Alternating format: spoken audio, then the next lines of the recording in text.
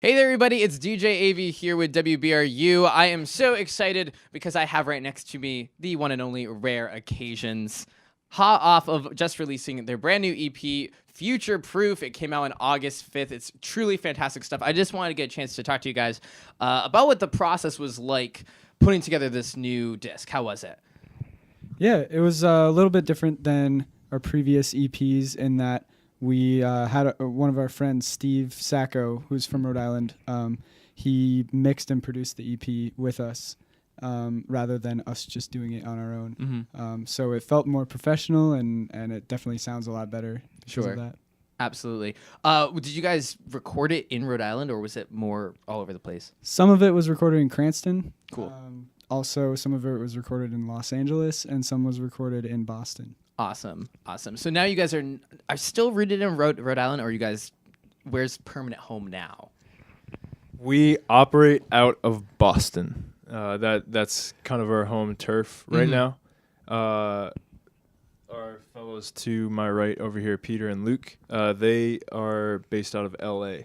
Sure. So that was a fun challenge for the EP as well. Of course. A majority of the writing process was done over this thing called the internet. Oh, love and, it. Big fan. Yeah, Yeah, it's great. Big fan. Go way Check back. it out. www.com.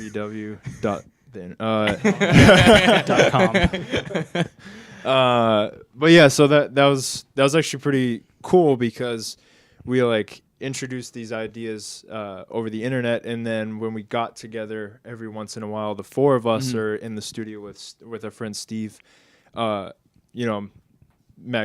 kind of happened. It was really cool. Like all this pent up creative material.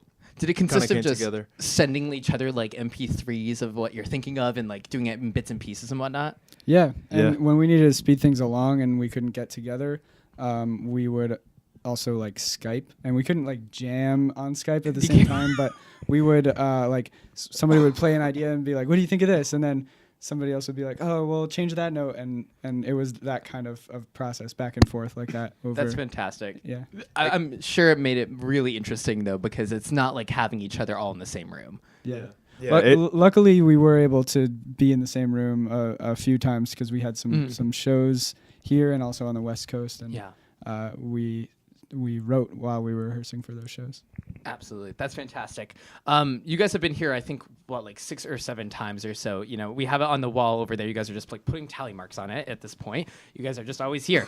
That said, I do have a new set of 5 and 95 questions for you guys. Obviously, 5 questions that try to be as quirky as possible because, that's us. So I need to start off by asking question number 1. What TV shows are you guys binge watching right now?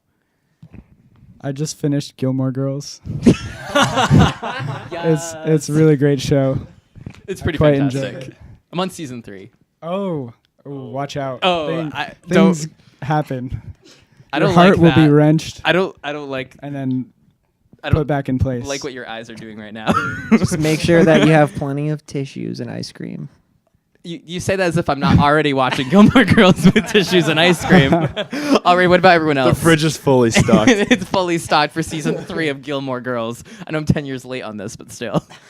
Speaking of late, I just started 6 Feet Under. I'm about 15 years late on that one. 6 Feet Under is fantastic. It's though. so good. That's also another one where watch out for season 3. Oh, yeah. Wait. Say that again. It's another one where you. It's another one where you watch out for season 3. Oh no, that was when Breaking Bad got really dark too. Oh, season yeah. 3 was when it really, and then also when they knew Prisoner of they got you. Azkaban, the third Harry Potter movie. That's when it got really dark. That's when they know they got you, so they can go dark. Because what are you gonna do? Yeah, You're already in it now. Yeah, You no can't way turn out. away. How about you guys?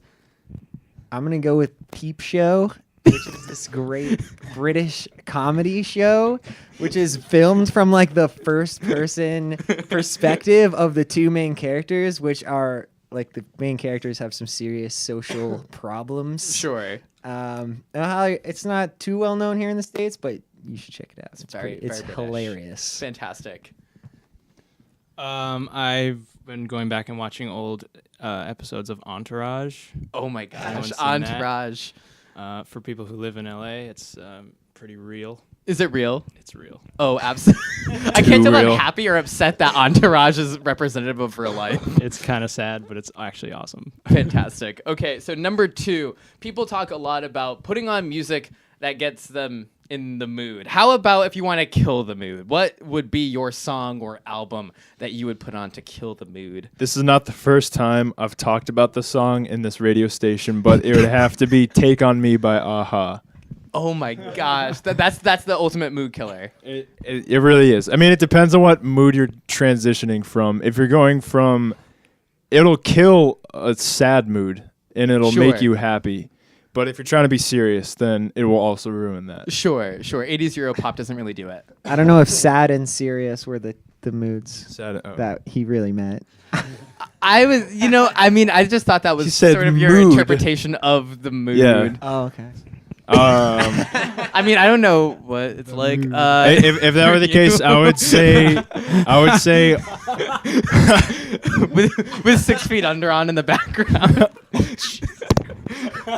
dead people. Oh yeah. Oh yeah. Oh yeah. Anyways, to go to our more mainstream interpretation of the question, it would Sure. probably be "All My Friends" by LCD Sound System. That would be really depressing to have on. I can It is. imagine. Yeah, that's just not. Oh, great song though. I agree. Others. I put on some atonal music like Arnold Schoenberg, one of those like weird Yes. 20th century composers. You know what I'm talking about? What if you did like I don't know if you did like I don't know the soundtrack to Coin on Descansi like Yes, I'm an expert at killing the like mood. just put on the glass. Already, you guys. Any TV show, crime TV show soundtrack. Oh, ooh, I kind of like that, or like just like Law Or and just Order. like or like the Walking Dead soundtrack or something, like something really kind of. That'd be scary. That kind of fits with. I was gonna go with like throw on some Slayer or some Metallica, Oh, yeah. which I'm sure some people would be into, but for me, no. That sounds like that would just be very intimidating. Unless, again, maybe that's what you're going for. Third question, personal favorite of mine. So if you had to spend a day with either of these two gentlemen, who would it be? Would it be Jack Black or Jack White if you had to pick one? Jack White. Jack White. You look like you're thinking. Jack Black. Jack Black. Okay, well, because you're the main dissenter here. Why? Because I could get musical advice from Jack Black, but I think I would have a lot more fun doing that than from Jack White. Oh, sure. Yeah, I saw Wait, Tenacious which is D. which? I'm confused. What? Which is which? Jack Black Is the comedian, right? yeah. And Jack White. Is Jack the White musician? is the White Stripes. Okay. Yeah, that's.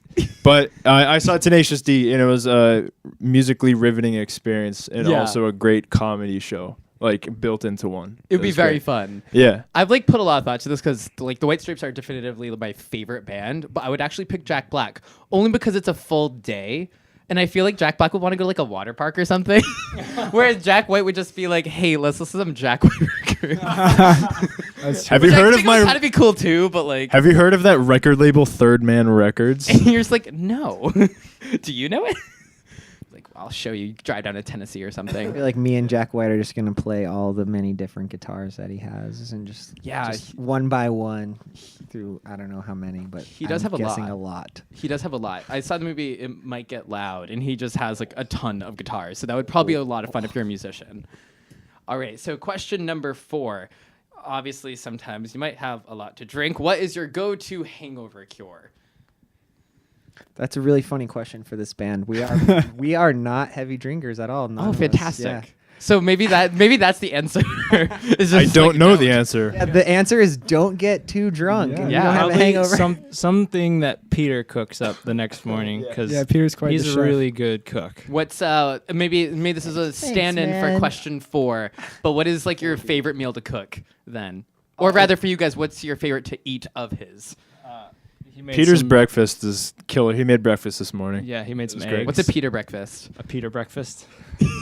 Well, eggs, A PB with power breakfast. Peter breakfast. potatoes, peppers, mushrooms, Ooh, spinach, ooh. onions, that whole thing mixed up, and then like some vegan sausage maybe. Ooh. So you Watch put out, that in Gordon there. Ramsay. And some lobster rolls from McDonald's. McDonald's. No. From McDonald's. Sprinkled on top. Like crumbled up on top of it. Absolutely. Well, that's very Rhode Island. Yes. Maybe not the McDonald's part, but No. we love We McDonald's. do not condone McDonald's. They are a sponsor, so Awkward. I do. And maybe a It's Dell's, okay. Oh, maybe a Dell's lemonade on the side. Don't worry. Question not- number 5. All right, just let's move on. Question number 5, our 5th and final question. I really like this one because I like history. But if you could add any figure from history, could be any type of history, who would it be and what instrument would they play? ooh. Napoleon Bonaparte, upright bass. That would be like very like jarring to see Yeah. on stage. Because he just like owned Europe for a long time. It would be great if there was one instrument to rally the troops. It would be with an arco bass. Also be really funny because he's small and upright Yeah, that's like- basses are huge. So it'd just be a very interesting sight. Full circle to the comedy thing. Yes. Yeah. I'd want Albert Einstein to play his violin. That would be really That'd be fun. Imagine having him on tour. Yeah, he could tell us some really cool things. I think it would be really interesting. I think Yonsei from Sigur Rós, That would be fun. because he would just add some weird sounds, and it would be eclectic. Some like fake language in Some there. fake language stuff. Yeah. That's what the rare 'Cause we- occasions we need to- need. Just fake We language. need less English. Just less English, more unintelligible Yes. words. Yeah. I'm gonna go, as the counterpart to Napoleon, we'll have Genghis Khan playing a piccolo. Like a very menacing man doing the most like rather least menacing instrument ever. Piccolo. It'll be Kinda awesome. like that. That would actually be really. That would also be super jarring. If you have them in the same band, that'd be really weird though. There would Lot be of- some conflict. Yeah, they're both like very territorial. I don't know. Like, I don't know if I want to imagine like these two dudes just like fighting with like an upright bass and a piccolo. It would be that's hang that up in an art gallery. All right, well, Rare Occasions, their new EP Futureproof is out now. It's absolutely fantastic. Please make sure you listen to it. And they are, of course, our 2014 Rock Hunt champs. Glad to have you guys back. Best of luck. Thank you. Thanks so much.